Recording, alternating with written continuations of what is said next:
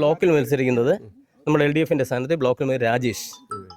ബ്ലോക്കും കഴിഞ്ഞ തവണ LDF തന്നെയായിരുന്നു. ഇത്തവണയും LDF തന്നെ പിടിക്കും എന്നുള്ള ഒരു വിശ്വാസമുണ്ട്. 100% വിശ്വാസമുണ്ട്. കാരണം ഈ നമ്മുടെ നേമം ബ്ലോക്കാണെങ്കിലും നമ്മുടെ പള്ളിച്ചൽ ഗ്രാമപഞ്ചായത്താണെങ്കിലും പദ്ധതി വിഹിതത്തിൽ നിർവഹണത്തിൽ 100% മുകളിൽ, അതായത് 118% എത്തി നിൽക്കുന്ന ഒരു സ്ഥിതിയാണ് നമുക്കിവിടെ ഉള്ളത്. അപ്പോൾ ഒരു കാര്യക്ഷമമായ ഭരണമാണ് നമ്മുടെ പള്ളിച്ചൽ ഗ്രാമപഞ്ചായത്തിനെ കുറിച്ചാണെങ്കിലും നേമം ബ്ലോക്കിനെ കുറിച്ചാണെങ്കിലും പറയാനുള്ളത്.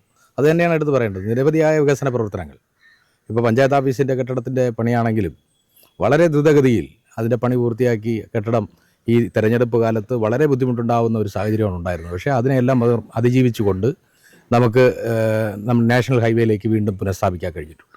അതൊരു വലിയ നേട്ടമാണ്.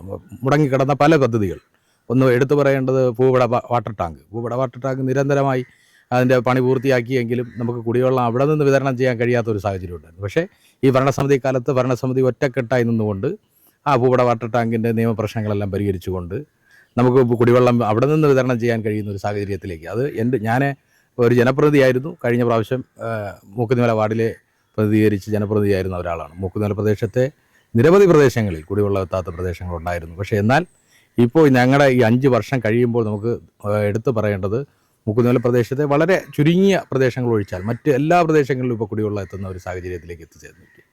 അപ്പോൾ വളരെ ഒരു വലിയ നേട്ടമാണ് പഞ്ചായത്തിനെ സംബന്ധിച്ചിടത്തോളം നമുക്ക് ഇതിനകത്ത് പറയാനുള്ളത്.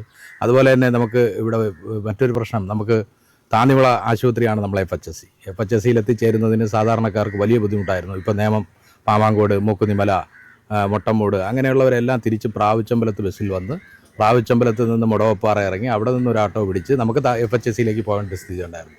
പക്ഷേ ഒരു നൂതന ആശയം എന്നുള്ള നിലയ്ക്ക് നമ്മുടെ ഗ്രാമപഞ്ചായത്ത് ഒരു ഗ്രാമവണ്ടി ഏർപ്പെടുത്തുകയും ആ ഗ്രാമവണ്ടി പാമാങ്കോട് നിന്ന് ആരംഭിച്ച് പ്രാവുച്ചമ്പലം, അരിക്കടമുക്ക്, ബലിയർത്തല വഴി താന്നിവിള ആശുപത്രിയിൽ എത്തിച്ചേരുന്ന സ്ഥിതിയിലേക്ക് എത്തിയിരുന്നു. അപ്പോൾ അവിടെ നമുക്കുണ്ടായ ഒരു നേട്ടം എന്ന് പറയുന്നത് ഏകദേശം 150 OP ഉണ്ടായിരുന്ന സ്ഥലത്ത് ഇന്നിപ്പോൾ 300-ന് മുകളിലേക്ക് OP ഉയർന്നിരിക്കുകയാണ്.